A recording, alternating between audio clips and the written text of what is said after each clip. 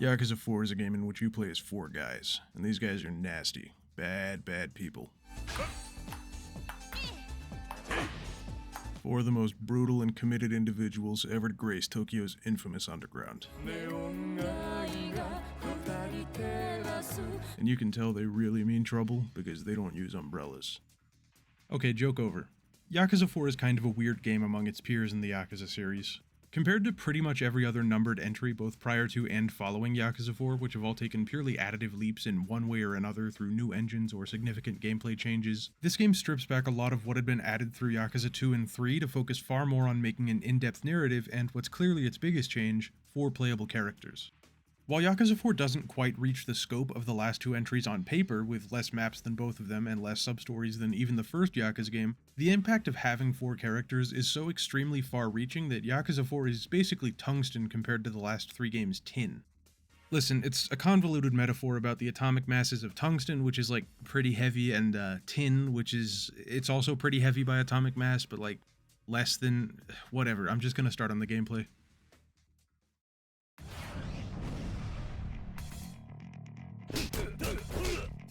After 3 straight games of iterating on the default Kiryu moveset, it's really nice to have 3 new combat styles to mess around with, so we're already off to a good start. Add on to that the fact that whatever issue was causing the annoying amounts of blocking in Yakuza 3 is now gone, and we're really off to the races. I'm gonna go in detail on each of the new protagonists' movesets, but before I do that, I think the best way to distinguish what makes their fighting styles different from Kiryu is by establishing a baseline with this game's version of Kiryu's fighting style, so let's start there. You have your standard light combos into heavy moves, plus a lot of the abilities you could unlock in Yakuza 3 by default, but the strongest ones are usually gated by a level up or two, like the double finishing blow and the tiger drop, which is a pretty neat way of showing that Kiryu is still strong from his previous experiences, but the last year or so since the events of Yakuza 3 really haven't had much fighting. Either way, Kiryu still feels like a force of nature. His attacks seem even faster than the last game, and because the blocking issue isn't here anymore, you're able to absolutely pummel everything that comes your way. Not to get too into the story just yet, but when Kiryu has to go to Kamurocho to resolve things, it's like bringing a gun to a knife fight. He hits hard, he hits fast, and he can handle most normal attacks with a block or a parry or a tiger drop, so there's absolutely nothing that can stop him. This is best shown in Kiryu's final dungeon, which involves him fighting through a massive gauntlet of Yakuza for a long-ass time with a ton of strong enemies, and for every single one, he just wrecks their shit.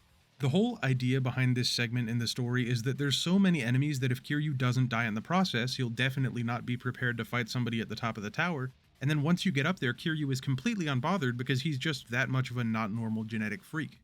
This is easily the most powerful Kiryu has been gameplay-wise in the series up to this point, and he feels incredible to play as because you feel just as unstoppable as the story is making Kiryu seem. Especially coming off the character right before him, Tanemura, who's very much not like Kiryu in terms of gameplay, being probably the weakest of the 4 protagonists. While everything else in the game is really focused on all-out offense, Tanemura has a much more defensive-focused combat style. His thing is mainly that he can parry attacks, causing the enemy who swung at him to be shoved past Tanemura with their back turned. This lets him flow into his basic combo very safely without risk of the enemy interrupting him, and then you get a free heat action on every single finisher in the combo chain, so the general gameplay idea with Tanemura is parry, combo, heat action, repeat. This is especially effective near walls, where Tanemura's smaller stature and attacks that tend to have a slight downward swing are really good at catching an enemy that's just bounced off a wall for huge damage, and when you pull this off, it feels great. The problem with Tanemura's style is that I still feel like Yakuza is at its best when it's not focused on defense over offense. With a lot of basic grunts, if you're not attacking, they'll just stand there, and Tanemura's moveset doesn't really allow for a nice flow in the same way the other characters do. So it's easy to end up in kind of a standoff, just waiting for the enemy to attack, because to play the character properly requires that you're not attacking as much.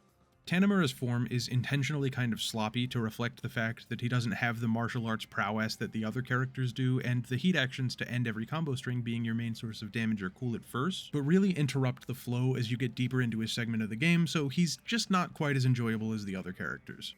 Maybe he'd be better in boss fights, but he only has 2 in the entire game, and one of them is the worst boss fight in the series. I'll talk about that in a minute though. For now, I'll cover Saejima, who has a much more fun fighting style. Compared to Tanemura's defensiveness, Saejima almost completely forgoes that in favor of just tanking through attacks and fucking obliterating everything in his path. I think it's easy to find Saijima's moveset a little underwhelming because he only has 3 attacks in his standard light chain, but when you embrace the idea of breaking every enemy in a single punch, he's just so fun to play. When he's in heat mode, Saijima is almost completely immune to knockdowns and combo interrupts, so you literally just have to do a couple of swings, charge up your attack, and whatever you hit is more than likely going to die right then and there. He also has an absurd amount of health to compensate for the idea that he needs to power armor through attacks, which encourages you to actively embrace the playstyle. And once you figure it out, the effects behind making Saijima's attacks feel good, mainly hit stop and the amount of damage they do, sell it perfectly. For my money, he's the most fun character in the game, barring his first chapter, which has the 3rd worst boss fight in the series. Again, I'll talk about that in a minute. The final character, Akiyama, is far more focused on having a high attack speed. There's kind of a thing going on here where Kiryu is like a combination of Akiyama's speed, Tanemura's defense, and Saijima's power, allowing the gameplay to demonstrate the idea that he's basically an unstoppable force, but I'm getting off topic. So Akiyama's thing is that there's virtually no downtime between his attacks. He has an insanely long light combo string of something like 15 hits when fully upgraded, and all of his combo finishers will bounce the enemy off of the ground or a wall, which when coupled with the fact that Akiyama has minimal recovery frames after any given attack allows you to pull off some insane juggles. This is very cool, especially with the relatively rigid engine that this era of Yakuza games are running on. It doesn't feel like the game is just handing you enemies that are halfway in the air and knocked out. You have to actually learn how to flow between your different attack chains to do good combos, which gives Akiyama this really high skill ceiling and keeps him fun to play throughout his whole segment of the game.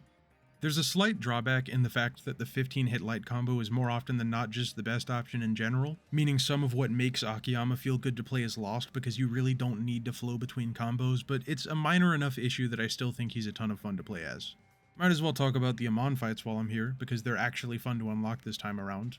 Akiyama's Amon fights with fast kicks and eventually starts dodging like crazy when he gets to low HP. It's really not too difficult, but it can get really annoying because he'll dodge every single attack you throw at him after a point.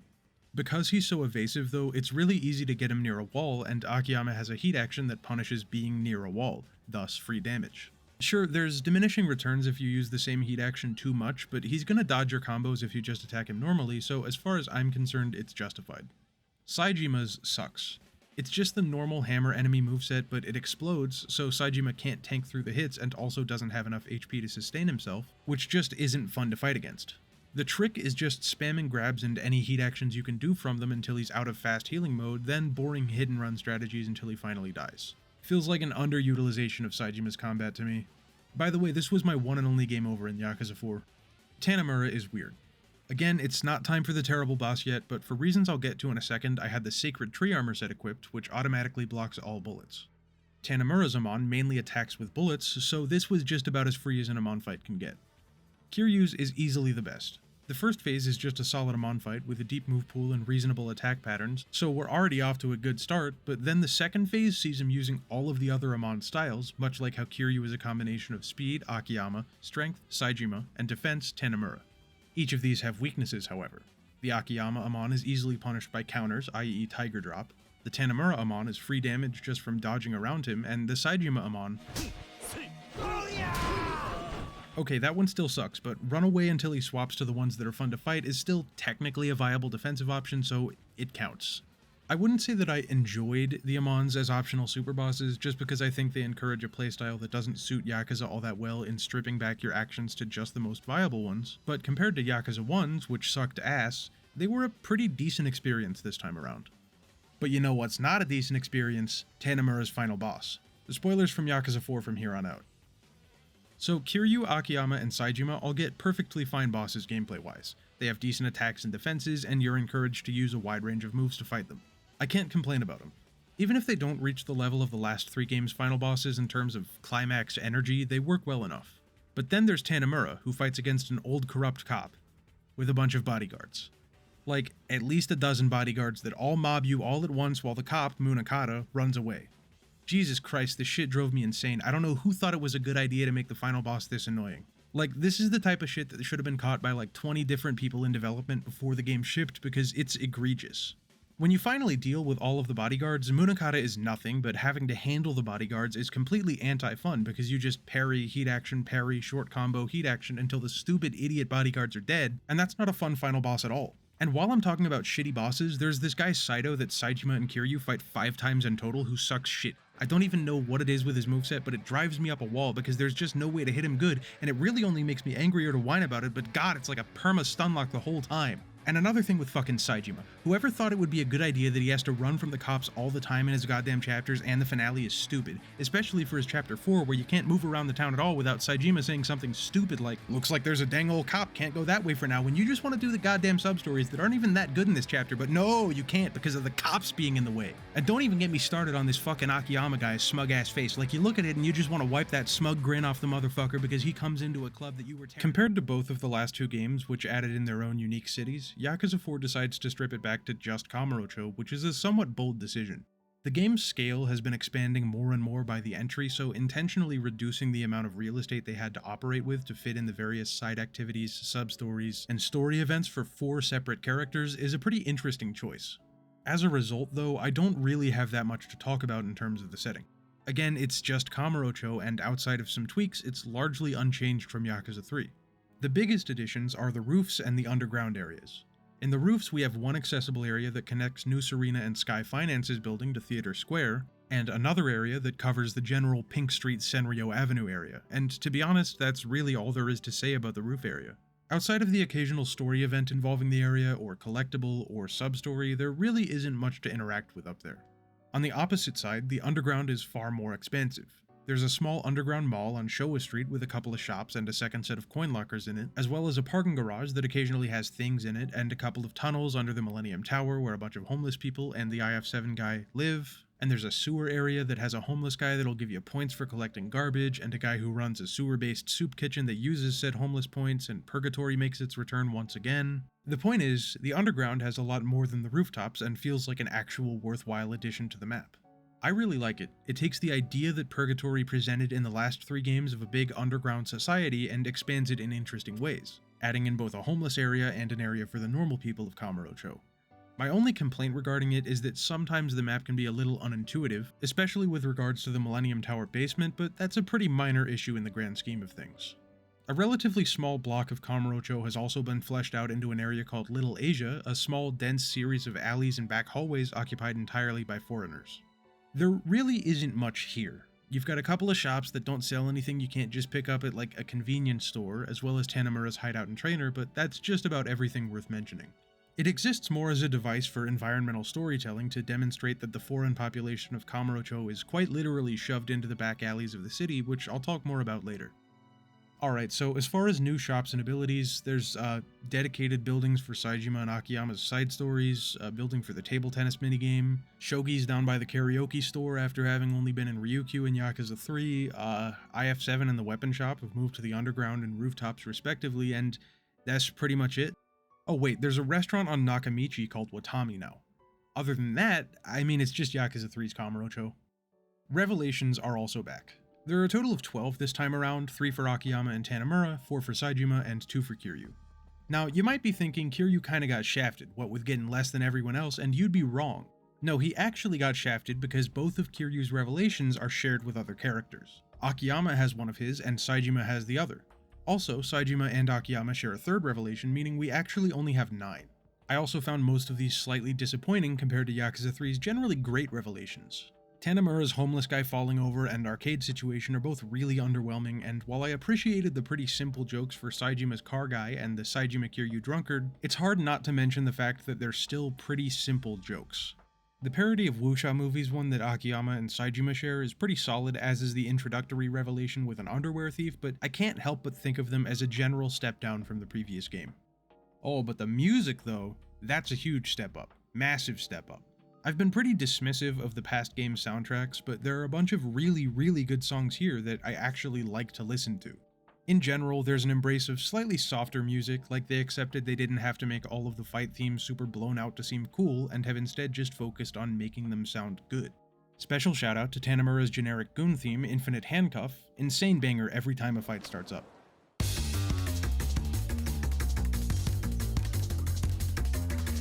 I'm also a really big fan of the plucked double bass in the background on the track Nervousness. Whiskey and Rhapsody is used sparingly, but generally in moments where something is afoot and the character has to rush back to a key place, and when it's used, it's to great effect.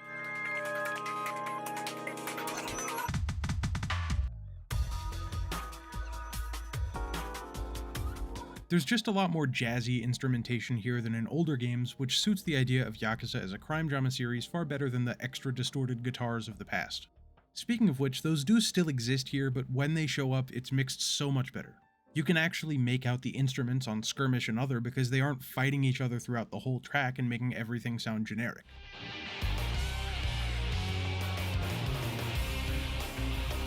I could go on and on about the soundtrack, to be honest. Like, there's this epic sweeping moment on Rebellions that's super cool.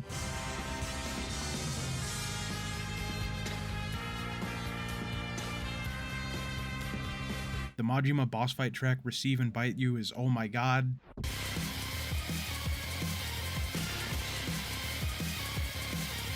The final bosses each have a remix of For Faith with a bunch of confusing names, which is a neat idea, but I'm gonna stop myself here and move on to the story. It's just so good though, and the story is pretty shitty, so maybe just tune it out and focus on the background music for this next segment.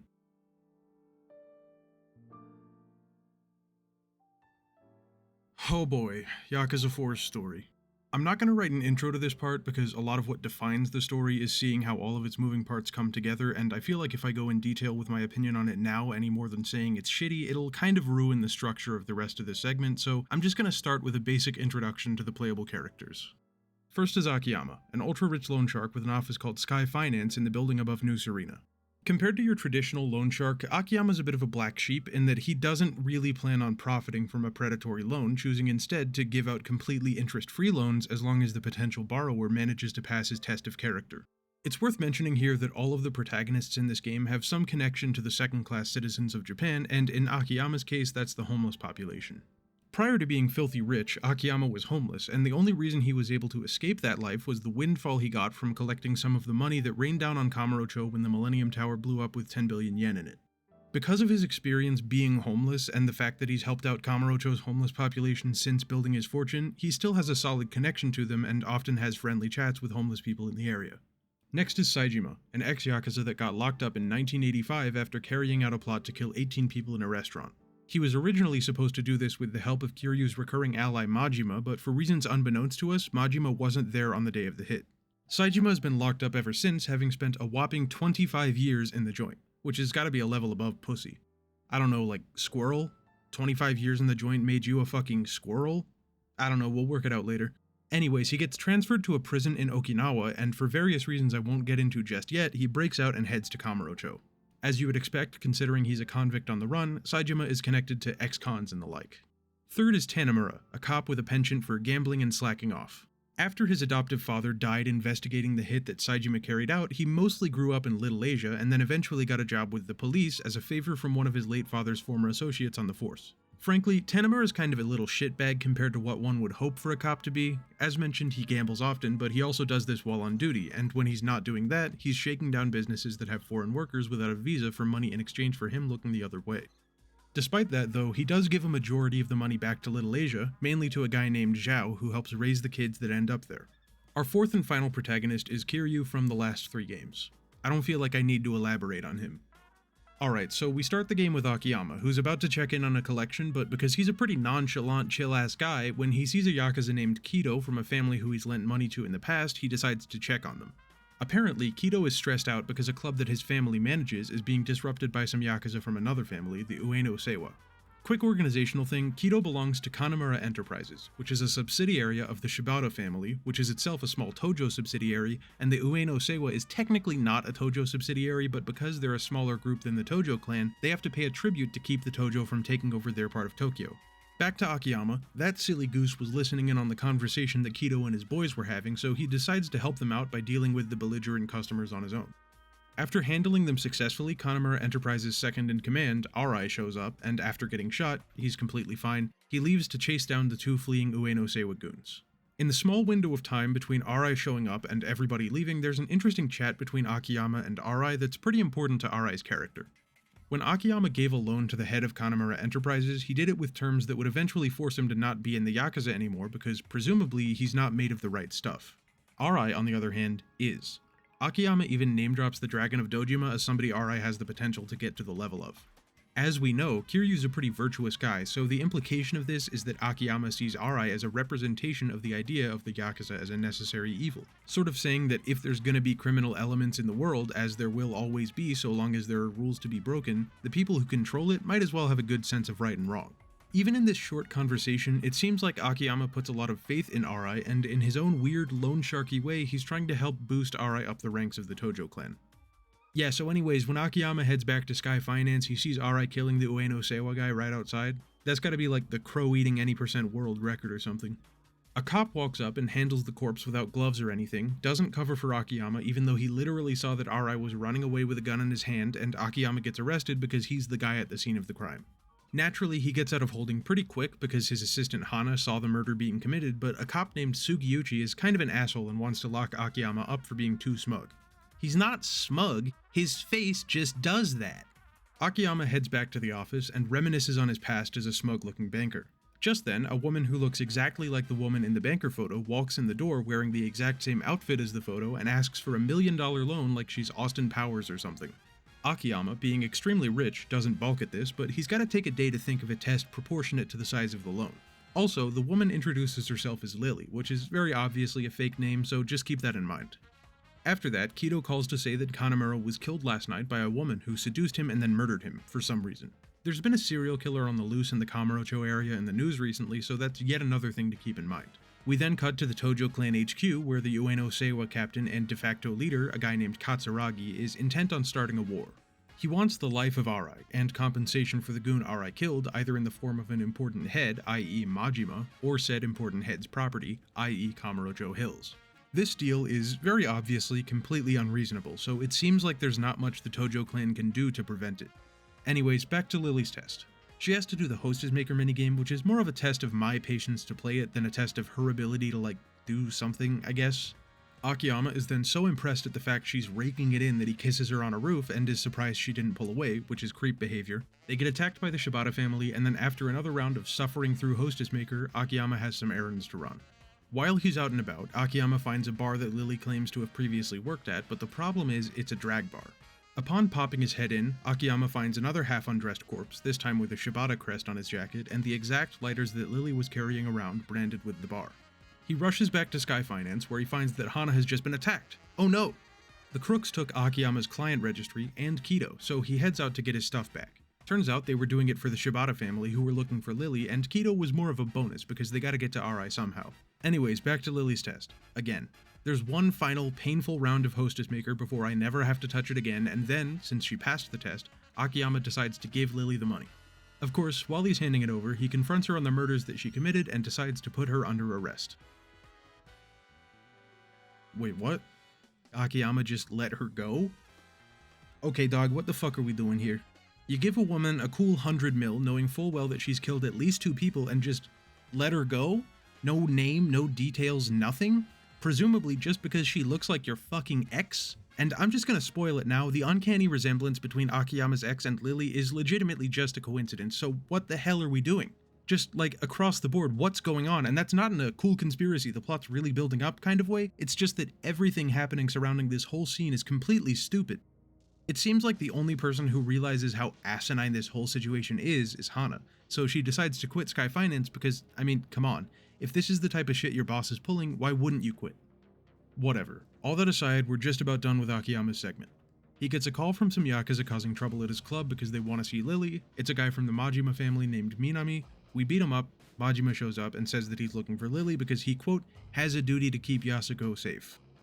Okay, quick pause. I feel like I need to talk about narratives from multiple perspectives at this point because I've just spent the vast majority of the first character's perspective only talking about plot details and not about the actual character at all.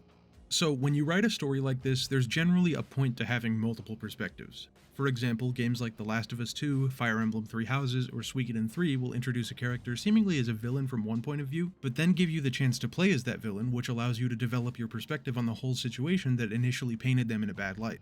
Another option would be like in the movie Rashomon, which uses multiple conflicting perspectives to build up a more interesting mystery, a concept that, much like Rashomon itself, is used to really strong effect in courtroom games, like Ace Attorney or Danganronpa, or to bring it back to the Yakuza series, Judgment.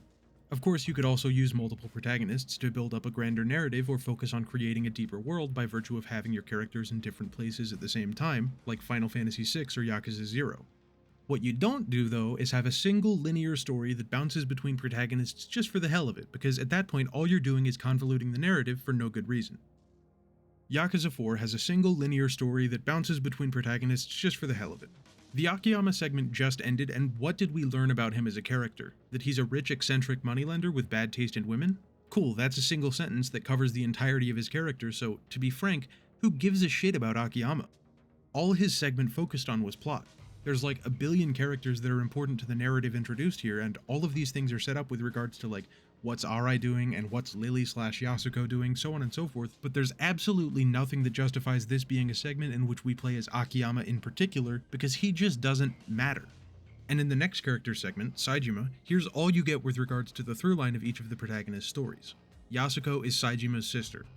That's it, nothing else matters. Saejima's segment is entirely focused on building him as a character, while the main plot is completely sidelined. This means that for about half of your time in the game once you finished this segment, the story hasn't moved forward at all, so when you finish Saejima's segment, there's inevitably going to be a moment in which you have to get reacclimated to the plot of the game, but at the same time they're trying to introduce a third protagonist, so it's a total mess. And don't even get me started on the fucking Kiryu chapters, I'll get to those later, but oh boy, I'm riled up. For now, I'm just going to focus on the characterization of Saejima, and despite everything I just said, I think that this is the best segment in the game. The basic premise is that Saejima breaks out of prison with the help of Hamazaki from the last game, washes up on Kiryu's beach, and goes to Kamurocho in an attempt to find Majima and ask him why he wasn't there for the Ueno Seiwa twist, with pretty minimal twists and turns. What really stands out about this segment are two scenes. First, after beating up Nikola Jokic in the Purgatory Coliseum, the bloodthirsty crowd chants for Saejima to kill the Nuggets starting center because, you know, in for a penny, in for a pound, right? But Saejima refuses and gives this amazing speech about the guilt he suffers from every single day after the hit. お前ら殺せ殺せ言うてるけどもやなこん中でほんまに人殺した奴がおるんかこら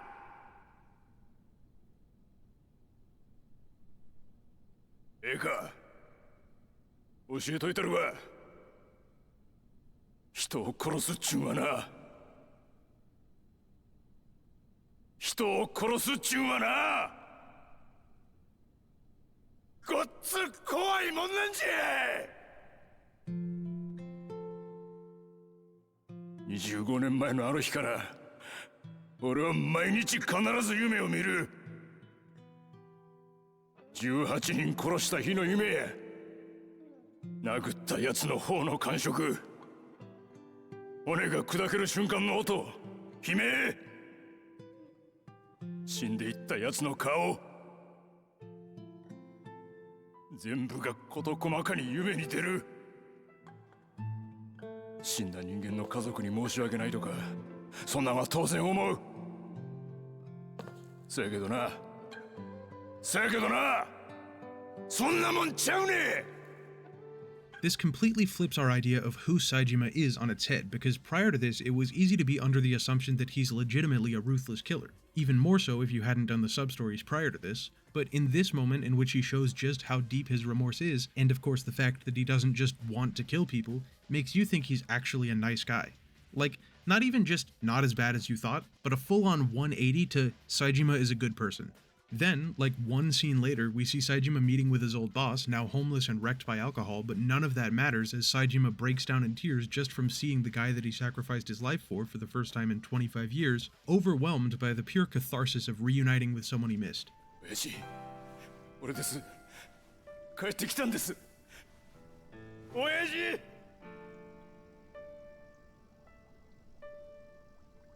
さあ、親父。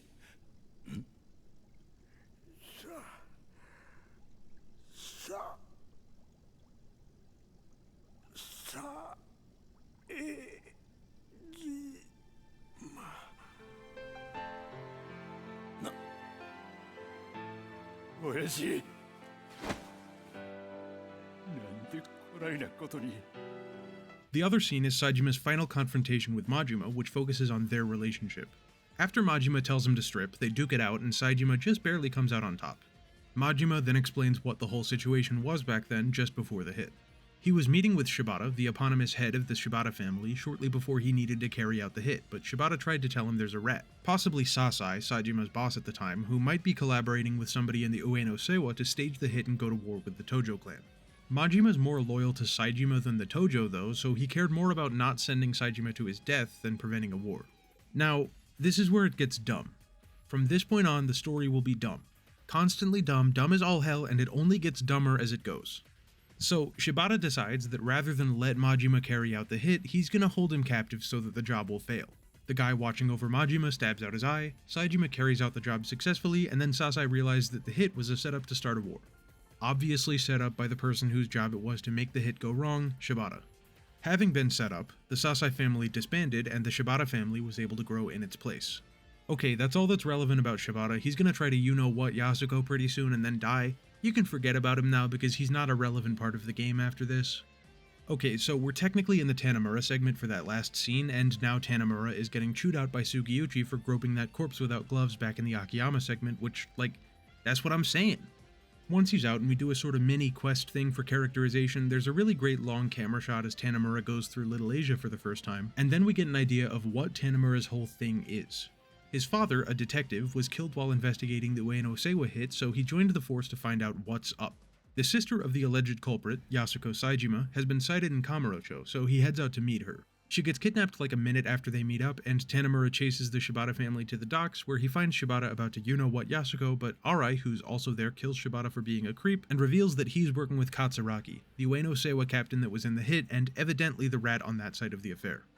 Okay, Katsuragi's the main villain now, and I'm gonna be straight up, not much else is gonna happen for the vast majority of Tanamura's chapters. Yasuko's pretty safe holed up in Little Asia, and she'll eventually go to Okinawa, and we won't properly be dealing with Katsuragi just yet, so there's really only 2 more things to address before we're done here. Tanamura is tasked with delivering Yasuko's 100 mil to Katsuragi, whereupon Katsuragi reveals that he was the real killer in the Ueno Seiwa hit, and Saijima's guns were filled with rubber bullets. He's about to have the Ueno Seiwa attack Tanamura when Sugiyuchi shows up at the last minute and scares them off, saving Tanamura. On to the next important scene. Sugiyuchi is actually a bad guy. He's a plant for the Ueno Seiwa to know what the cops are up to. I don't know, man, this is just so stupid. Like, one of the reasons Tanamura gives for knowing that Sugiyuchi is a Yakuza is that his saving the day thing was too convenient, which is just, I mean, come on, really?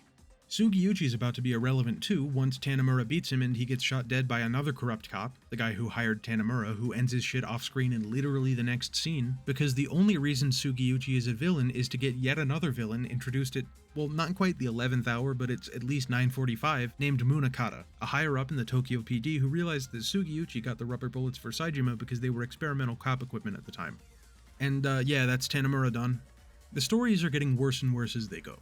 Akiyama set up a bunch of really good intrigue but tended to suffer somewhat with regards to characterization. Then Saijima kicked the metaphorical can down the road and focused entirely on deepening who Saijima is as a character. And now that Tanamura's segment is forced to actually further the plot, it's struggling to do so in a way that isn't completely flaccid.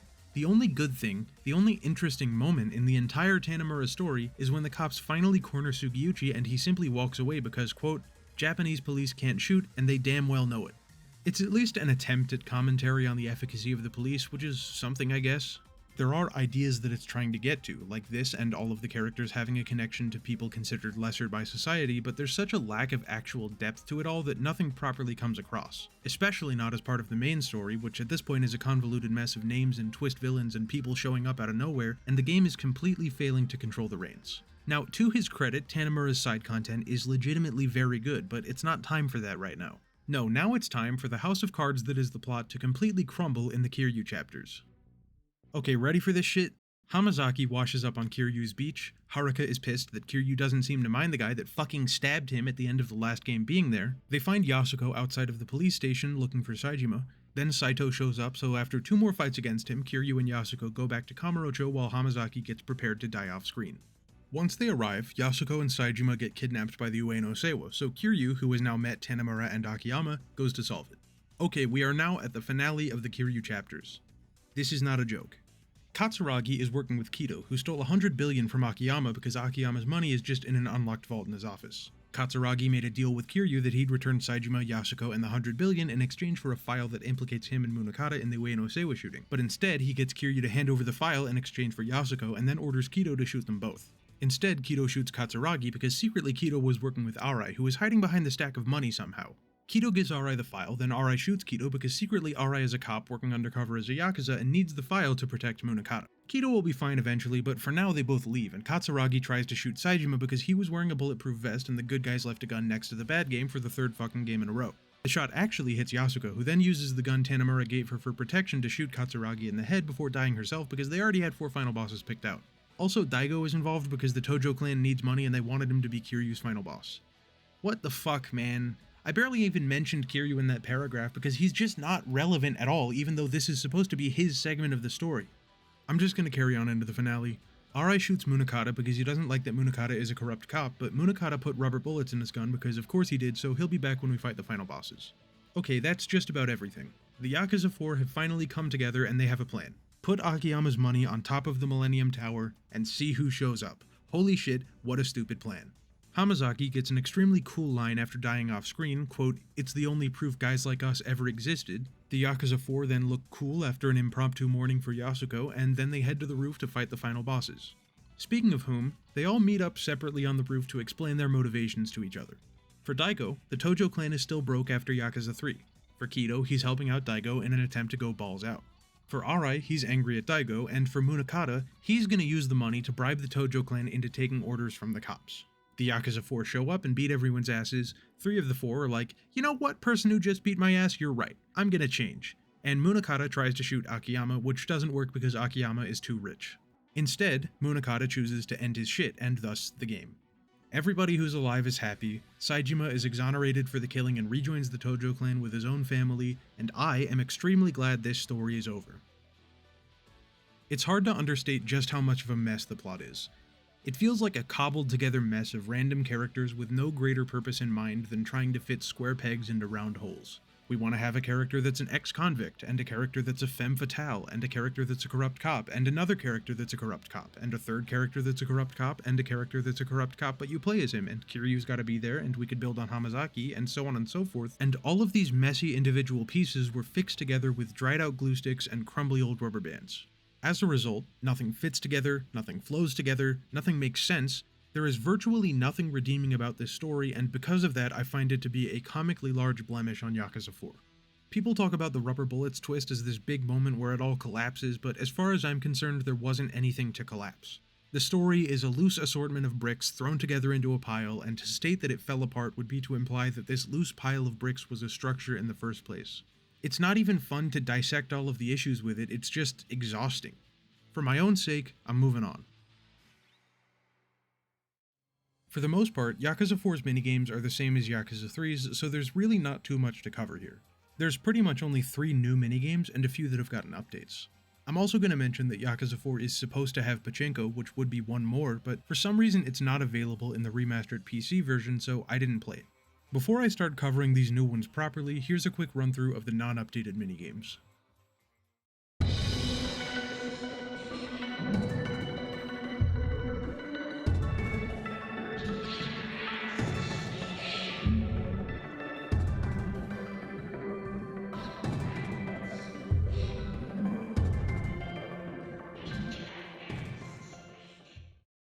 Alright, let's lead off with the fighting-based ones because this'll be quick as hell. IF7 returns, kind of, but with new enemies, most of which are largely unchanged from their normal moveset. Saito is slightly bigger, Sugiyuchi can teleport behind you nothing personnel kit and is also immune to Tanimura's parry, Majima can turn invisible while dodging, and that's all I have to say about it. Still, you're probably going to want to grind it out just because the rewards you get from IF7, 5 additional heat segments per character plus improvements to the heat bar's efficiency, plus 2 special moves for the non-Kiryu characters when they beat Kiryu in it, are rewards that are extremely worth getting. It's just really tedious to do 40 fights, so it kinda sucks after a while. After that, we have the formalization of the side stories into their own things, with a whole separate node in the completion list for each of the characters' game modes. Kiryu and Tanimura's are hardly worth covering because they're just spins on normal fight encounters but with a slight story added to them. Tanimura finds problems on the police radar and deals with them, Kiryu fights random gang members around town and a boss when he's fought enough of a given gang, there you go. I'm also not going to cover Akiyama's because it's just Hostess Maker and Hostess Maker sucks. Saejima's, on the other hand, is a lot more worth going into. It's called Fighter Maker, and as the name's similarity to Hostess Maker implies, it involves Saejima training up a bunch of people to be the #1 fighter. Where it differs from Hostess Maker though, is that it's actually a little bit fun. Not a lot, mind you, but good enough that you might as well do a fighter or two when it unlocks in Saijima's story segment. I will say, it's a little obtuse, mainly due to the fact that you're only told win a tournament within 50 turns and you have no idea what kind of stats you should be looking for to win said tournament, but if you're just going for completion rather than the maximum reward given for winning within 15 turns, the time limit should be more than ample to eke out a win. There's also some decent dialogue in here. I think Saijima's fish-out-of-water attitude towards modern society, coupled with the fact that all of your fighters are, for lack of a better term, mega virgins, makes for some pretty funny lines. Also, the dojo head Sodachi is going to be a recurring character in the future, just throwing that in at the end here. Moving on from the side stories, every character has a trainer, a la Komaki, that'll teach them a couple of moves. Yet again, Kiryu and Tanemura are hardly worth mentioning. Kiryu's just got Komaki again, but phoning it in this time, and Tanemura's trainer is just a series of extremely similar fights, but Akiyama at least has something this time around. It's not good, but it's better than nothing, I guess. A weird bald guy has Akiyama run from him, shoot his goons, and get shot by him, and then do it all over again, and that's Akiyama's training over. Now, it's definitely worth it because getting more of Akiyama's quick kicks as a reward to extend his light combo makes him exponentially more fun to play for every kick that's added, but it's really nothing more than the kinds of things Komaki had Kiryu doing in Yakuza 1. Saijima wins this again, because instead of just being a person who trains him by fighting against him, Saijima has to do a bunch of different things to get stronger, like mine through a wall and punch boulders, which is the normal combat, but with just enough to make it feel a little more special. The last stage of it, in which Saijima has to defend his trainer from boulders and goons at the same time for a pretty solid couple minutes, is a clusterfuck, but a fun clusterfuck. Now, for the one and only minigame that's fully new and not a side story, table tennis. I think this is supposed to be one of them gooner minigames like the massage parlor, but I didn't even realize there was an ogle button until I was already halfway through throwing the match because it's too damn long. Maybe that's the point of it though, I don't know, whatever it is, I was kinda locked into the ping pong for a second, but it controls a little awkwardly so I wasn't having all that much fun. Then, as mentioned, it's really goddamn slow. Like, a single match against the normal difficulty CPU in which I threw the second game was still at least 10 minutes long, so yeah, I wouldn't bother with this one all that much. Baseball and golf have gotten minor updates. In baseball's case, it's somehow now even jankier than it previously was because you have to aim your hits, all the while you're still dealing with the fact that there's no way to accurately perceive depth with the baseball. Somehow, this is the worst iteration of the game mode yet. With golf, they tried to polish up the short game that I was complaining about in the last video. The putters no longer feel unusable, but without that one big error overshadowing the rest of them, the fact that this version of Yakuza's golf is fundamentally flawed really starts to rear its ugly head. I would say that they should just can it, but I've played Yakuza Kiwami 3. I know they canned it a number of games ago, so I'll just tolerate this golf's existence until the day it's gone. Karaoke's back, that's cool, and it has a bunch of new and returning tracks. All 6 of Yakuza 3's songs have returned, and in addition to those we have 5 more. Otomeiro My Life, Machine Gun Kiss, Raindrops, Pure Love and Kamurocho, and Get to the Top. Slightly disappointingly, Tanemura and Saijima get 0 karaoke songs, and Akiyama gets exactly 1 in the form of Pure Love and Kamurocho, a duet with Hana, or a hostess, but like, no. Not a huge fan of this as a song, but the idea of a duet is kinda fun. Hana also gets Raindrops, and despite having just played it at the time I'm writing this, I've already forgotten everything about it. Haruka gets 2 of the new ones, Otomeiro My Life and Get to the Top. I like them both, but all I'm gonna say for now is that when I get to Yakuza Dead Souls, Get to the Top is gonna go from just good to the best karaoke song in the series. For now though, we'll just have to live with Machine Gun Kiss, performed by Kiryu. To keep it short, there's a reason Machine Gun Kiss is a staple of karaoke in the series. It's just a fun-ass song. A little cheesy, which is kind of the charm of karaoke, and just enough of an earworm that Midnight Shadow will creep into your head long after playing the minigame.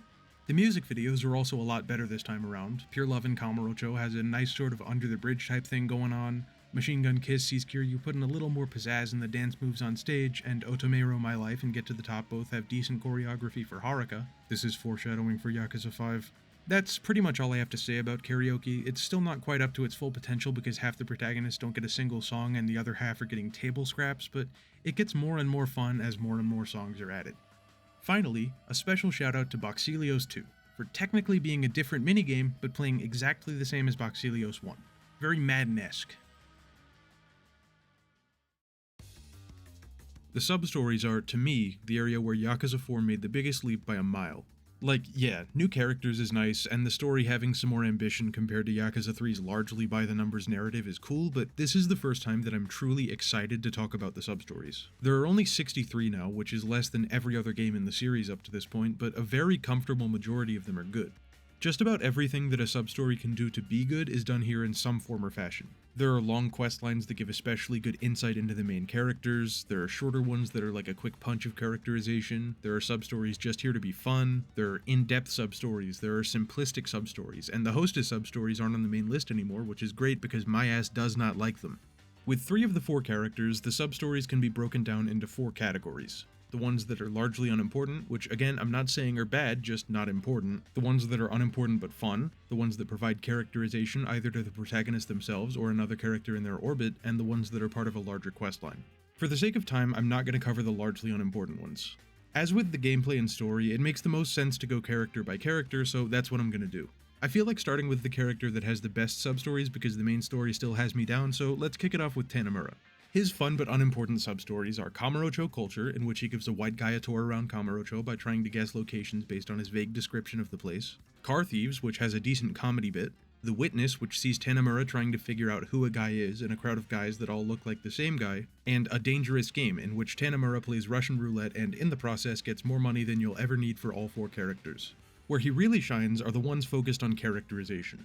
Gambler's Blues, Be My Boyfriend, Stolen Funds, Voiceless Cries, and Letter to Mei Hua all focus on Tanemura dealing with trouble among the Little Asia population, ranging from children doing vandalism to lash out against the government taking their parents away in Voiceless Cries, to a guy trying to exploit and murder a hostess because she is a foreigner in Be My Boyfriend. All of these do a lot to characterize both Tanemura and Little Asia, giving insight to the idea that Tanemura does a lot to help the immigrant population in the area. It's clear just how much they're put down by the isolationist Japanese culture and struggle to properly integrate with the rest of the country, but Tanemura does everything in his power to give them a fighting chance. This does give him the nickname the Kamurocho Parasite to the non-mainland Asian population of Kamurocho, but among the people of Little Asia he's beloved, as can be seen in Stolen Funds. It's a nice insight into Tanemura's character, and really strongly exemplifies the idea that he's a good person, despite the gambling and shaking businesses down, because he's never doing it just for his own sake. Tanemura's questline is also really solid. It focuses on him trying to find a weapons smuggler that was often mentioned in his late father's notebook. Over the course of the substories involved, called Another Case, Clues, Burning Bridges, and Successor, Tanemura learns the truth behind who the weapons dealer is and who his real father is. There's ultimately not too much as far as twists and turns, but the reveal that his real father was his adoptive father's partner that died at the hand of the weapons smuggler is nice, as is the fact that Tanemura decides to recognize them both as his fathers, and probably Zhao, the guy who raised Tanemura after Sugiyuji killed his second dad. It ties in even more with some of the characterization quests, specifically Letter to Mei Hua and Voiceless Cries, which focus on children growing up without parents. This questline takes Tanemura from a pretty forgettable character based on his position in the main story to someone that you actually learn to care for in the same way as the other 3 protagonists. Saijima's substories are also very strong, but the vast majority of his good ones are part of the questline. There's a total of 7 substories in his questline, which is nearly half of his substory count. Before that, though, the other categories. The fun but unimportant ones are Mother and Child, which I liked because there's a joke at the end in which Saijima says he'll buy a singer's record, referring to a vinyl record, which are back in style now, but circa 2010 it was like right as CDs were being fully replaced by MP3s and streaming, and records are at least 2 media forms older than MP3s, so it's a solid joke at the time, and it's funny now because records have re-emerged as their own niche. Then there's Nice Catch, which is one of only 3 sub-stories in the game that utilize a minigame, in this case fishing, as part of their story. Speechless sees Saijima trying to find people who were paid to disrupt a speech, but he keeps accidentally disrupting normal people, and Green Shadow has Saijima attempting to chase a kappa around Kamurocho, which is actually just a guy in a turtle suit. But there is a real kappa. As you would assume from the questline and the fun but unimportant substories taking up so many of his 15 slots, he doesn't have much in the way of characterization, but what is there is solid. The Homeless Men and the Cats focuses on Saijima helping some homeless men figure out some cats' riddles, and in the end, Saijima decides that he would rather give the money he finds to the homeless guy that likes the cats rather than keep it for himself. The other, Reason for Revenge, focuses on homeless people getting attacked and learning that the leader of the homeless attacking group is attacking homeless people because they ruined his life. What I found interesting about this is that it offers a legitimate, solid, different perspective on homeless people other than the correct, basal statement, we need to have sympathy for them. If it's to our own detriment, for example, to what extent do we need to go? Should this guy have let his life fall apart just because the homeless people that were driving others away from his business deserve sympathy? That's too complicated of a question for me right now, but I do think it's something that's worth discussing.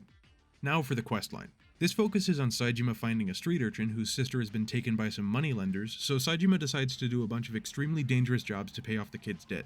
This includes things like fighting in a weapons-based Coliseum event without any weapons, and fighting an old, infamously strong Yakuza-turned homeless man who happens to have been part of Saijima's family in the past.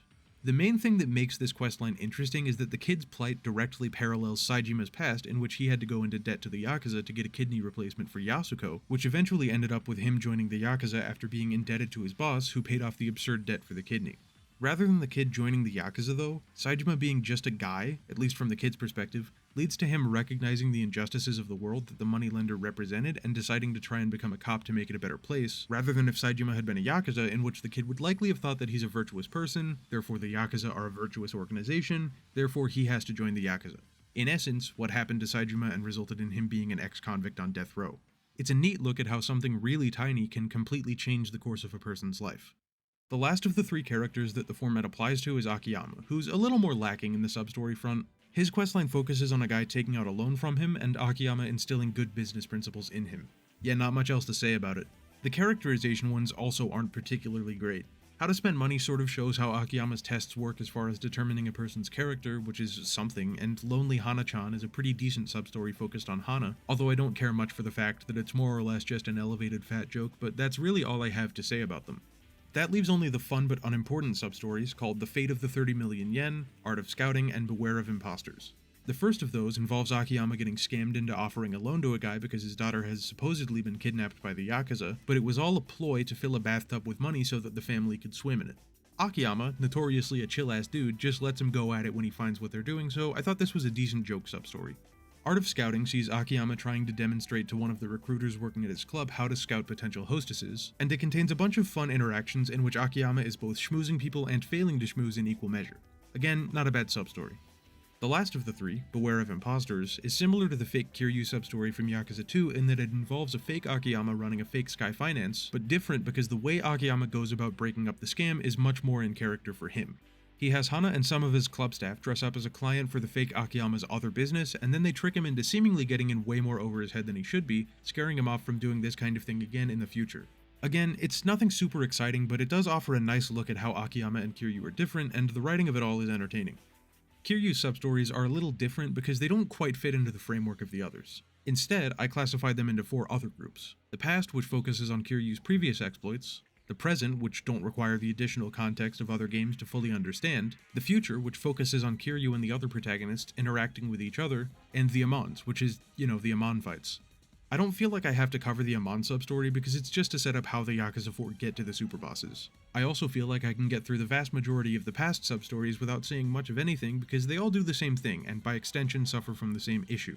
In being so tied to the past and not wanting to disrupt the happy endings of those situations, they can't actually do or say anything particularly interesting, and thus all I can do is point out which characters they're talking about. Yuya's Way focuses on Yuya managing Stardust, Color Gangs focuses on the eponymous Color Gangs after Kiryu beat them up in Yakuza 1, The Twist is Back in Style focuses on B-King, a minor character from Yakuza 1, Kotaro Gets a Job focuses on the first of the Reapers in Yakuza 3's Hitman missions, Return of Fake Kiryu is pretty self-explanatory, Master vs. Apprentice focuses on Kyushu No. 1 star after the Yakuza 3 questline involving the restaurant, Becoming Family focuses on Date's daughter, and The Hills Have Noise focuses on Gary Buster Holmes. Everybody's doing good and Kiryu helps him out. The end. The vast majority of the present sub-stories aren't particularly interesting either. Kiryu has one for hostess clubs, much like Tanemura and Akiyama, both of which were in the largely unimportant category and thus not addressed. And there are 2 focusing on curry from a restaurant in which I believe is very forced product placement. Also, one of the 3 The Future sub-stories is more of the past in that it mainly focuses on Dr. Emoto helping somebody that Kiryu brings in, but because Tanemura is involved, it technically counts for the future according to my taxonomical classification. We've now gone through all but 3 sub-stories, so as I sip from my delicious Dr. Pepper and Cream Soda Zero Sugar available for sale at a store near you, I'm gonna knock out the last 3. We have 1 from the present and 2 from the future. The present one, called White Lie, focuses on a woman mistaking Kiryu for her partner who left her. She and Kiryu go around Kamurocho doing various things, but as they talk with store attendants and people around town, the truth starts to come to light. The guy died of cancer, and his bereaved girlfriend, fiancé at the end of the sub-story, is struggling to move on. Kiryu playing along with the situation was a way for her to get it out of her system, and from Kiryu and the player's perspective, it really does strike a chord when you realize the truth of the whole thing. I think it's one of my favorite sub-stories in the game. It's just so poignant, and the build-up that it has from, oh, so wacky she thinks I'm someone else, to the ending is really solid. The other 2 aren't quite that good, but they're certainly entertaining. Floriography focuses on the florist's son wanting to meet his father to invite him to his wedding. Reminder, he still doesn't know that the florist is his father, so he talks to the florist for info on who his dad is.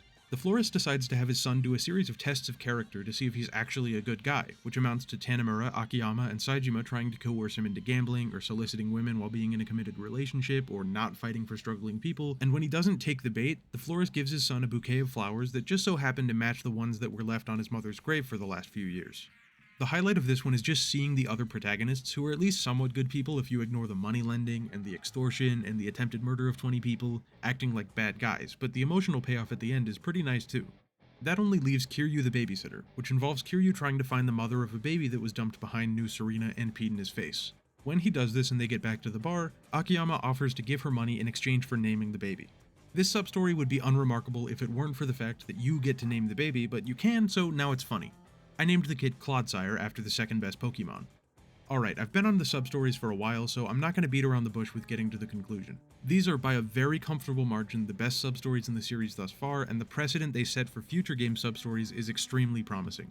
I really can't complain about them at all, because each one of them, except the Hostess Club ones, brings something to the table. Sure, I didn't like the Kiryu ones as much, but I could imagine if I were playing Yakuza 4 when it released and not 16 years later, it would be cool to see where these characters had ended up after the older games. The other three characters, though, are great across the board and I have absolutely nothing bad to say about them. Well, that's Yakuza 4. Is it the best game in the series? No. Is it the worst game in the series? Also no. I liked the idea that it seemed to be operating on, deciding to focus less on expansion and more on honing what the previous games had, but the way it was done felt really clumsy. The gameplay and substories are big steps up, but the minigames and setting took such a back seat that Yakuza 4 kind of feels like a lesser game than the previous ones. Like it's done far more by the numbers than the entries in the series that have existed before it. Of course, that's excluding the story. Once again, I cannot understate just how awful I find this story to be, to such an extent that the only thing keeping Yakuza 4 from being all the way at the bottom of my ranking of the series so far is the novelty that came with having 4 playable characters.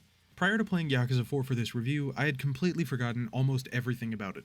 I think this is because it's just forgettable. Nothing Yakuza 4 does particularly stands out among its peers, and even the things it does better aren't such a massive leap that it completely invalidates the previous games. So while yes, Yakuza 4 is neither the best nor the worst game in the series, it's definitely the most middling, and from a certain perspective, that's worse than being bad but memorable.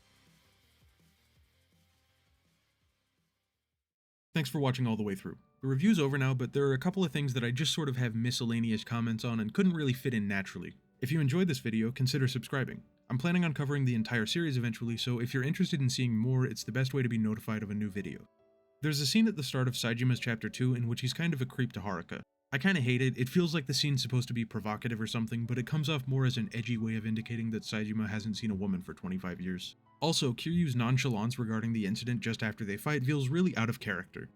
In the scene where Saejima is doing the Ueno Seiwa hit, he shoots Katsuragi in the shoulder, leaving a black residue, and then Katsuragi shoots Saejima in the shoulder with a real bullet, which naturally produces blood. It's pretty hard to pick up on if you don't already know about the rubber bullets twist, but the intentional parallelism is a cool way of foreshadowing the fact that Katsuragi is the one who actually did the killing and not Saejima. When I was playing roulette to get footage, I randomly bet on 00 for no real reason. Didn't have a gambling cheat item active or anything, and somehow it landed on 00. I then proceeded to lose 5 rounds of blackjack to a series of the worst possible draws because of course I did. In the cutscene where Saejima is introduced, Majima slaps a watermelon onto the table and it's oddly spherical. It's a pretty funny shot because Majima looks so smug about getting a watermelon out of season. How'd Hamazaki get the damn Cuban links? Like, I would assume Kiryu gave him some spare clothes or something after his prison break, but from no rational perspective does it make sense to give him a chain. I didn't explicitly mention it, but the intro of the review is a reference to this terrible trailer for Yakuza 4 called the Story Trailer. I'm gonna bring it up to make a point in the Dead Souls review, hopefully in October if I don't get too mired in Fire Emblem. But if you have even a passing familiarity with the Yakuza games, it's worth a watch just to laugh at how bad the marketing was for the series at the time. One of the enemies in Kiryu's side story is a pastiche of the Joker, but what I find interesting is that it's clearly based on the Heath Ledger Joker, and later games in the series that have a Joker-esque face paint use the Joaquin Phoenix Joker. I don't know, not really any commentary on the game, I just think it's kinda neat how they're referencing the same thing but in different ways as the times change. Last thing, toilet scene, funny.